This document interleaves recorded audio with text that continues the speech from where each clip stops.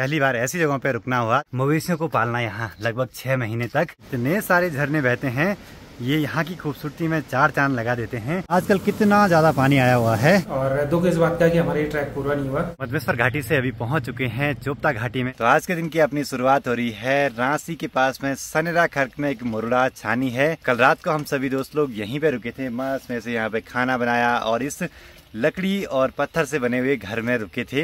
इनको छानी बोलते हैं। बगल में ही जानवर रहते हैं, यहाँ पे इंसान रहते हैं। और सुबह सुबह बन के तैयार हो चुकी है गर्मा गर्म चाय। अब आप लोग सोच रहे होंगे ना कि यहाँ ये लाइट कहाँ से आ रही है। ऊपर देखिए पीली बरसाती लगी है, तो नेचुरल सोर्स से लाइट आ रही है। और उधर साइड जैसे कोई व्हाइट लाइट लगी होगी, पूरी सफेद सफेद सी। और मेरा पहली बार का ये अनुभव था मुरुड़ा में रात को रुकने का।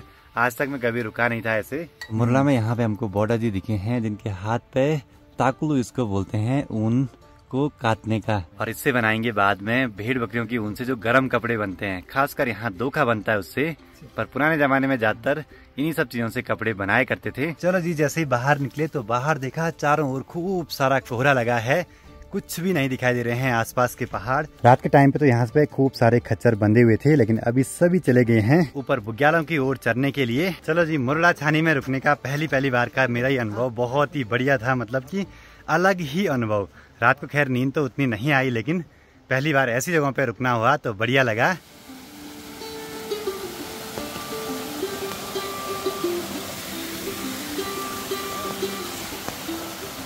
तो चलो जी, ठंडे ठंडे पानी से हाथ मुंह भी धो दिया है। अब इसके बाद थोड़ी देर में आज के सफर की शुरुआत करेंगे। उससे पहले मुरुड़ा छानी के आसपास का माहौल देख लेते हैं। कल रात भर इतनी भयंकर बारिश लगती रही कि यहाँ ना चारों ओर जगह जगह पानी निकला हुआ है झरनों में। तो ये लोग तो मस्त में से यहाँ पे चूल्हे पे बैठे हुए हैं और प्रसाद ग्रहण कर रहे हैं।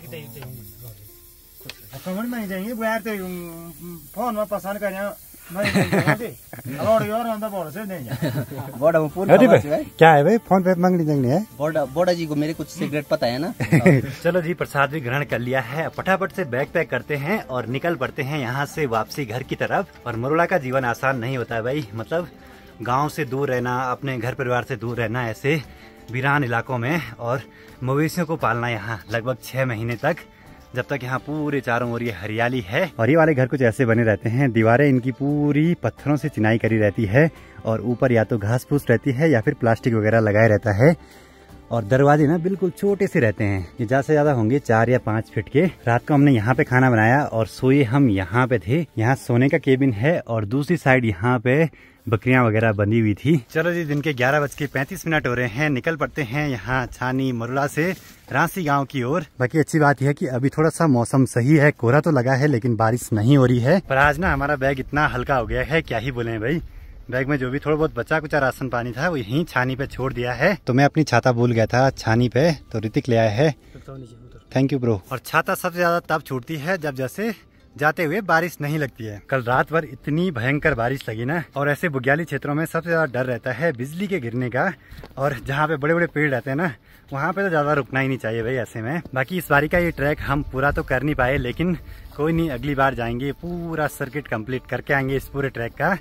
पर एक चीज है, जो भी हिमालयी क्षेत्रों में जो यात्राएं होती हैं, ट्रैक वगैरह होते हैं, ये हर किसी को करने बहुत जरूरी हैं। इससे इंसान का आध्यात्मिक, धार्मिक, शारीरिक, बौद्धिक, मानसिक हर टाइप से विकास होता है और प्रकृति को बहुत ही करीब से देखने का मौका भी मिलता है। ऐसे बोलते हैं कि सबसे बेस्ट मेडिटेशन यही है। 2 साल पहले मैं इसी जगह पे आया था, जब यहाँ एक लौ पर्व होता है जिस दिन भेड़ बकरियों की ऊन निकालते हैं। तो ऋतिक ने तब बुलाया था मुझे, क्योंकि इनकी भी भेड़ बकरियां हैं। बाकी ऊपर ऊपर बुग्यालों में ना ऐसे कुछ बड़े बड़े से खाल बनाई रहती हैं, जिनमें बारिश का पानी जमा होके जमीन के अंदर चले जाता है। नहीं तो यहाँ बुग्यालों से पानी सीधे नीचे बहता रहता है। जैसे जैसे अब नीचे गांव की ओर बढ़ रहे हैं, कोहरा छटते जा रहा है, लेकिन ऊपर की तरफ लगातार कोहरा बना हुआ है। देखिए जी, कई लोगों के हमारी वीडियोस पे कमेंट्स आते हैं कि आप ऐसे रिस्क लेके ऐसे पहाड़ों में ट्रैकिंग करते हैं या फिर वीडियो के लिए ऐसी ट्रैकिंग करते हैं। तो जी नहीं, हम ऐसे जितने भी लोग हम ये ट्रैक करते हैं, हमारा डेली का काम ही है वीडियो बनाना। ट्रैकिंग तो बस उसका एक हिस्सा है। और ये ट्रैकिंग कोई हमने नहीं करी है शुरुआत इसकी, ये ट्रैकिंग कई सालों से चले आ रही है। हमारे पूर्वज इन्हीं रास्तों से होते हुए अपने भेड़ बकरियों को चराने के लिए बुग्यालों की तरफ जाया करते थे। अब ये चीज़ें हमारी वीडियोस के थ्रू लोगों तक पहुंचती हैं, तो लोगों को लगता है कि वो खतरनाक से रास्ते हैं, लेकिन ये हमारे पूर्वज और हमारे यहाँ पहाड़ के लोगों के लिए नॉर्मल सी बातें हैं। एक और का ऊपर में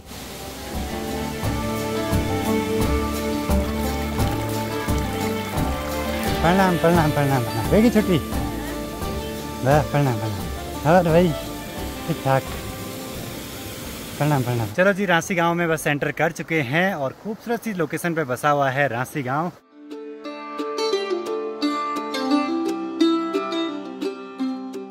चलो जी यहाँ से हमारे गाइड भैजी जो हैं अपने घर जाएंगे। टेंट वगैरह इनके बैग में हैं जो कि हमको नीचे रोड तक ले जाने हैं और एक टेंट हमने मंगवाया था 2 पर्सन वाला, वो भी वापसी देना है लोगों का। पहली ककड़ी इस सीजन की, छोटी टुकड़ी बहुत है। तो रांसी गांव में स्थित मां राकेश्वरी देवी जी के मंदिर में भी पहुंच चुके हैं। मरना माई की डोली यात्रा यहीं से प्रारंभ होती है। बाकी आप लोग भी जब भी मधमेश्वर धाम की यात्रा पे आते हैं तो रांसी गांव में स्थित मां राकेश्वरी देवी जी के मंदिर में भी जरूर से दर्शन करने के लिए आइए, तभी आपकी यात्रा पूरी मानी जाएगी मधमेश्वर धाम की। चलो जी 4 दिनों के सफर के बाद फाइनली रांसी गांव में पहुंच चुके हैं। बाकी अब यहाँ पे अंशु के होटल पे खाना बनवाने के लिए दिया था, तो एक बार लंच कर देते हैं। चलो जी अपना ट्रैक तो बढ़िया ही रहा। अपने दोस्तों से पूछते हैं कि उनका ट्रैक कैसा रहा। बढ़िया रहा। ये हुआ कि थोड़ा सा बीच में कुछ प्रॉब्लम आ गई थी, लेकिन सभी ने सलाह मशवरे से सही डिसीजन लिया कि वापसी आने का। ट्रैक पे होता रहता है थोड़ा बहुत परेशानियां, और दुख इस बात का कि हमारा ये ट्रैक पूरा नहीं हुआ। और ट्रैक में सबसे ज़रूरी है कि आपके साथ ना बड़े अच्छे दोस्त होना बहुत ज़रूरी है, जो आपको साथ साथ में लेके चले। एक को हम छोड़ देते तो फिर मन में अजीब सा रहता है यार, एक को छोड़ा सब निकल गए, फिर वो मजा नहीं आता। सब साथ में ही चलेंगे।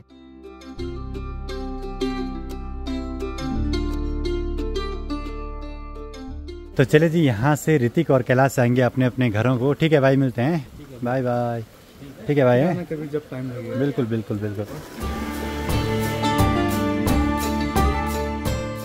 चलो जी अब एक बार चलते हैं कूल पहाड़ी के घर पे, क्योंकि बहुत सारा ट्रैकिंग का सामान है जो कि हमें कूल पहाड़ी के घर पे ही रखना है।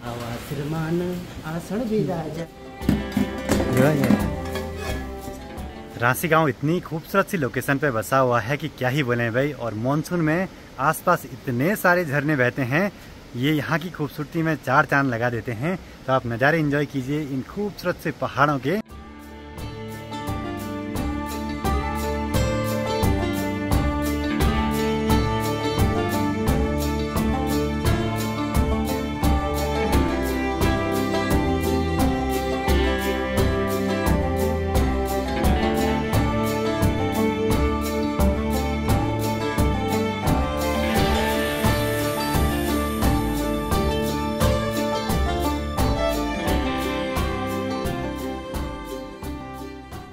शाम के 4:30 हो रहे हैं। दीपक बिष्ट के घर पे आज रुकना था, लेकिन अपना एडिटिंग का पूरा सेटअप घर पे भेज दिया था मैंने।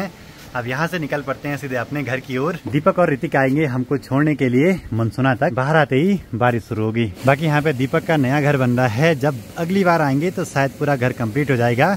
और घर के पास में देखिए यहाँ पे आजकल कितना ज्यादा पानी आया हुआ है। चलो जी दीपक की बाइक से जाएंगे सुजान भाई, मैं जाऊंगा ऋतिक की बाइक से, पर ऋतिक नहीं चलाएगा, मैं ही चलाऊंगा इसकी बाइक।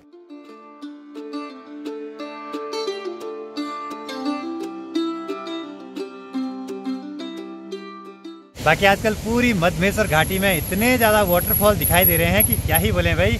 बारिश भी हो रही है, फटाफट से रेन कवर पहन लेते हैं, नहीं तो ढंग से भीग जाएंगे हम।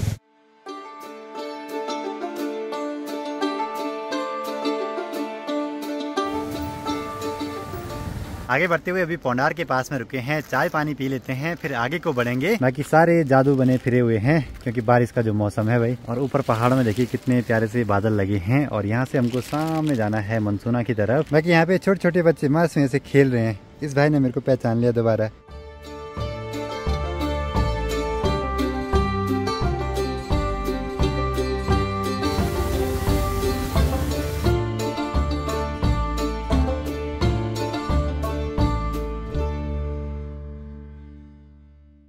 तो चलो जी पहुंच चुके हैं मनसूना मार्केट में। बाकी अब ऋतिक और दीपक तो जाएंगे रांसी गांव की ओर और मुझे जाना है सुजान भाई को छोड़ने के लिए मस्तूरा की तरफ।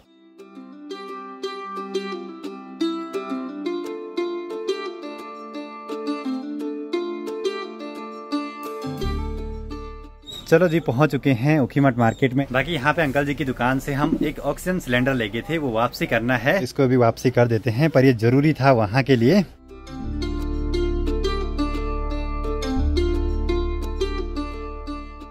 तो मधमेश्वर घाटी से अभी पहुंच चुके हैं चोपता घाटी में सुजान भाई को छोड़ने के लिए। ठीक है दादा, मिलते हैं दादा।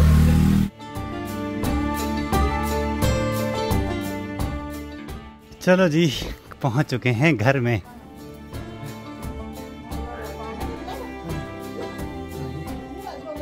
अब बुग्यालों की तरफ गए थे तो माँ एक बार सतनाजू को ऐसे घुमा के दूर फेंक देंगे। मौसम क्या गया हमने बारका के ना जा को क्या मारा ये कोई छोल छिपे कमा बोल तमर जाओ जाना देव तो जगह ब्याह में तमा तमाशा बोलवे बे जय भगवान। तो चलो जी, सेफली घर तक पहुंच चुके हैं। बाकी इस बारी की ट्रिप ये पूरी तो नहीं हो पाई, लेकिन जितनी भी हुई बढ़िया हुई।